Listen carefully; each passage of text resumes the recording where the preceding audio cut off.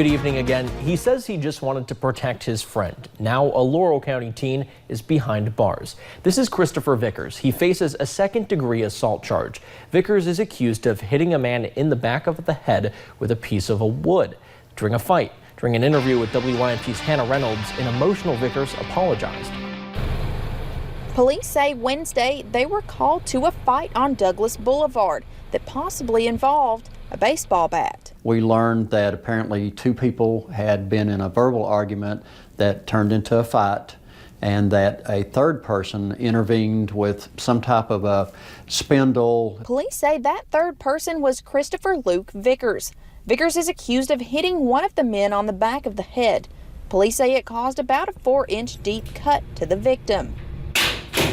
We talked to Vickers at the Laurel County Jail, where he claimed he acted in defense of his friend, as he felt the man was going to, quote, kill his buddy, end quote. I was worried for my family most of all, but my friend too, because he had my friend held down.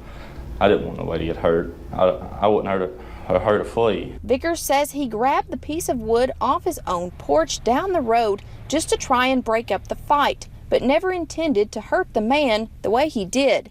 He says he hopes that person can forgive him. I'd like for him to know that I'm very sorry. And I didn't mean anything by it. Vickers was charged with second-degree assault.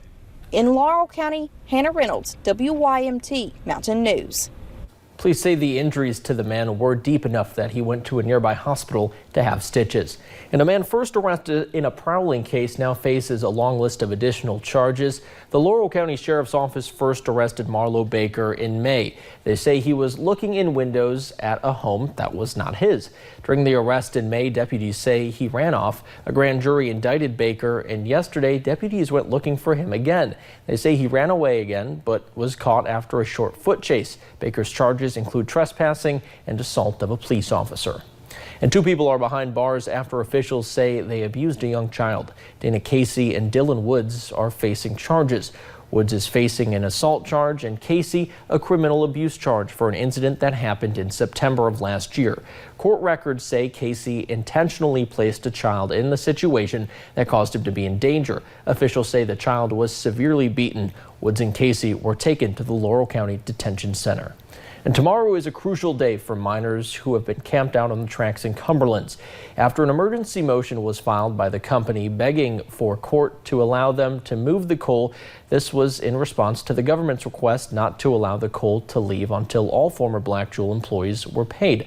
WYMT's Lauren McCourt talked with those on the tracks about tomorrow's hearing. Day in and day out, Black Jewel miners and their loved ones continue to stay on the train tracks. Every night it's like, oh, I can go home and sleep in my bed if I wanted to, but I stay here. Exhausted but determined to get what is rightfully theirs. It's not an easy thing, but whatever it takes for these coal miners to get their money, we'll stay to the end. An emergency motion was filed by Black Jewel asking the court to lift the hot goods motion because the coal is deteriorating and losing its value. That they really need to open their eyes and hearts to what has happened to us. And the miners are nervous about the outcome of Friday morning's hearing. Well, I'm kind of scared. I don't know if it's going to be good news or bad news. But whatever happens, they say they're not giving up. I mean, we started this because of not having our pay, and we're not going to walk away from it until we do. Continuing to stay on the tracks. The biggest thing it's taught me is to stand up for what's right. That's all they're wanting is their pay. Until they receive the money they are owed. In Harlan County, Lauren McCourt, WYMT Mountain News. Now, the court hearing will begin at 10 in the morning tomorrow in Charleston, West Virginia. Meanwhile, a concert to benefit the miners this week is postponed. Organizers say the concert will take place on October 13th. Musicians planning to play at the Mountain Arts Center that day include Nick Jamerson and the Laid Back Country Picker. And Governor Bevin made an appearance in Johnson County today to recognize a group of students who played a crucial role in the passing of House Bill 11. The new law prohibits use of tobacco products on school campuses, including electronic and vape versions. Bevin says similar bills were unsuccessful in the past and credits much of the recent success to the testimony shared by 9 Johnson County students. Those students drafted a Senate bill for the general session that targeted vaping in schools. It did not pass, but Bevin says their work inspired House Bill 11.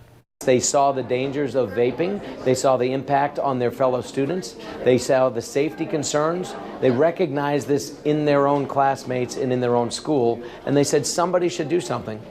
The students say they are happy about the new bill, but they are happy about the new law, but they haven't given up on their own bill and plan to revisit it before the next General Assembly.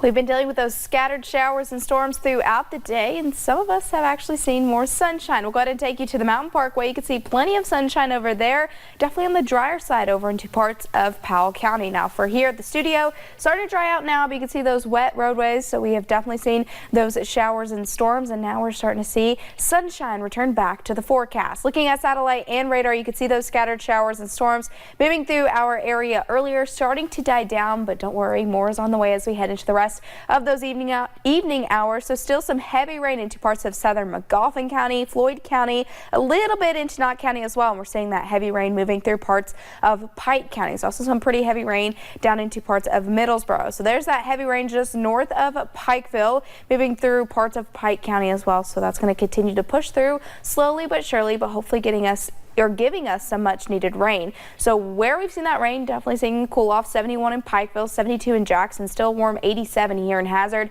74 down into Harlan, and a nice 71 into Middlesboro. But I know those dew points in the upper 60s, lower 70s, making it feel muggy, especially after those showers and storms move through the area. But those cooler temperatures are on the way. I'll talk about that and more coming up in just a little bit. Connor. All right, thank you, Paige. Well, a coal truck driver's quick reaction possibly saved his life earlier today. Around 3:30, the driver was passing Carr Creek Lake when rocks slid down the hill and crashed into the front of his truck.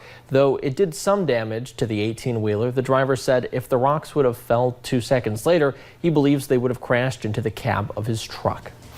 And drugs are an issue that you see consistently in the headlines, and that impacts so many across our region. One local community is taking action on trying to combat the problem by implementing a drug task force. WYMT's Madison Pergram has more.